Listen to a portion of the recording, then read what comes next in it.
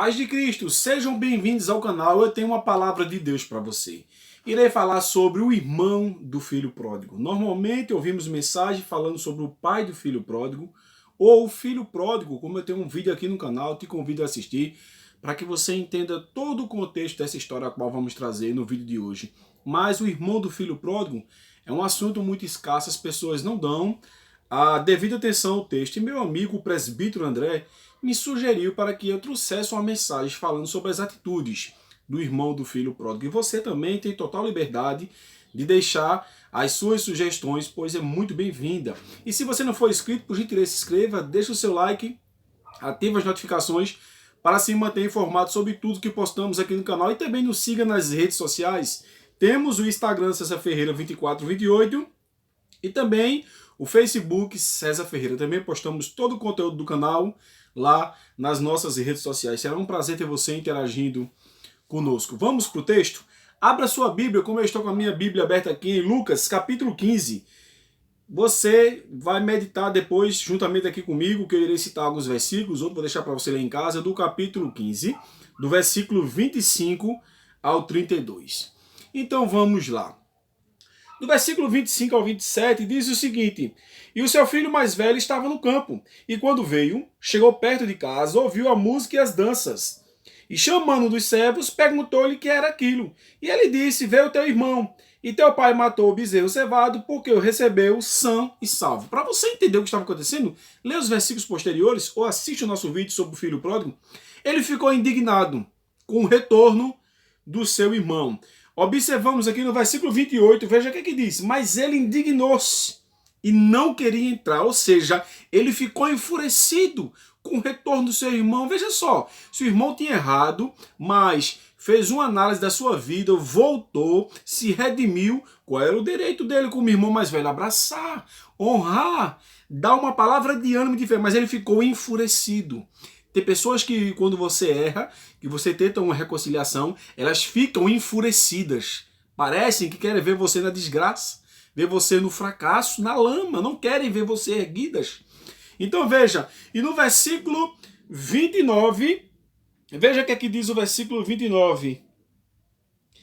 E saindo seu pai, estava com ele, ou seja, insistia com ele. Mas ele respondendo disse ao pai: Eis que te sirvo há tantos anos, sem nunca transgredir o teu mandamento, e nunca me deste um cabrito para alegrar-me com os meus amigos. Veja, agora, além de se indignar com o retorno do seu irmão, ele agora condena a postura do seu pai e começa a murmurar, dizendo que seu pai estava tratando ele de uma forma desigual e também estava se sentindo injustiçado. Mas no versículo 31, o pai ele disse-lhe: Filho, tu sempre estás comigo e todas as minhas coisas são tuas. Veja que resposta sábia.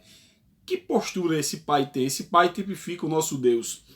Veja, queridos irmãos, então esse jovem, o irmão mais velho do filho pródigo, além de se indignar quando viu alguém se reerguendo, se levantando das cinzas, ele condenou a postura do seu pai, murmurando, feito eu falei, achando que estava sendo tratado de desigual, sentindo-se injustiçado.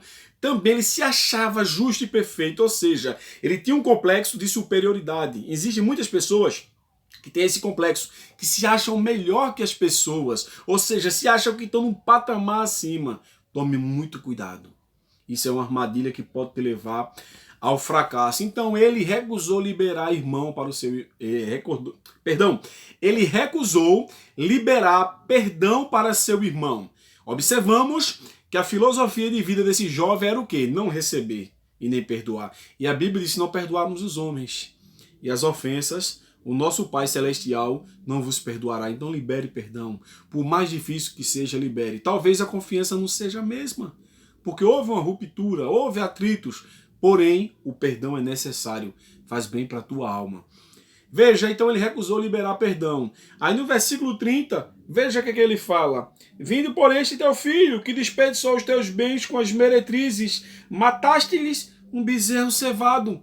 Ou seja, ele fez acusações e começa a apontar as falhas antigas do seu irmão.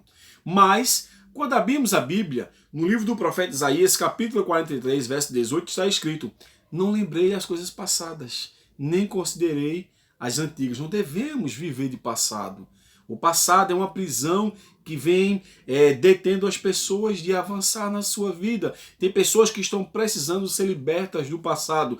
Para você ter uma ideia, quando abrimos o texto sagrado, em 2 Coríntios, capítulo 5, verso 17, diz: assim que, se alguém está em Cristo, nova criatura é. As coisas velhas se passaram, eis que tudo se fez novo. Mas ele faz acusações, apontando as falhas antigas do seu irmão. E ele perdeu a consideração pelo irmão, quando ele diz, no versículo de número 30, vindo, porém, este teu filho. Ou seja, ele não falou, vindo, porém, o meu irmão. Este teu filho. Veja a expressão. Além de apontar as falhas do seu irmão, seus erros, ele perdeu a consideração. Ele não considerava mais aquele jovem como seu irmão. Então, os sentimentos que estavam no coração daquele jovem eram o ciúme, a inveja, a ira e a raiva. Cuidado. A palavra do Senhor no livro de Provérbios, capítulo 4, verso 23, o conselho do homem mais sábio, ou seja, Salomão.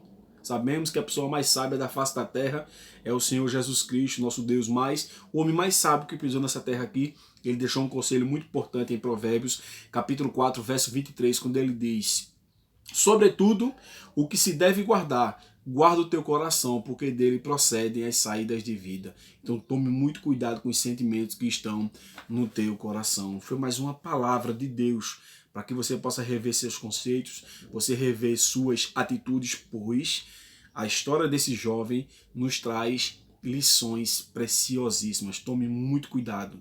Jamais cometa os erros do filho mais velho daquele senhor da história. Ou seja, tem o filho pródigo e tem o filho mais velho, que a Bíblia não faz menção, mas jamais cometa o erro desse jovem mais velho, pois esses erros podem te levar ao fracasso.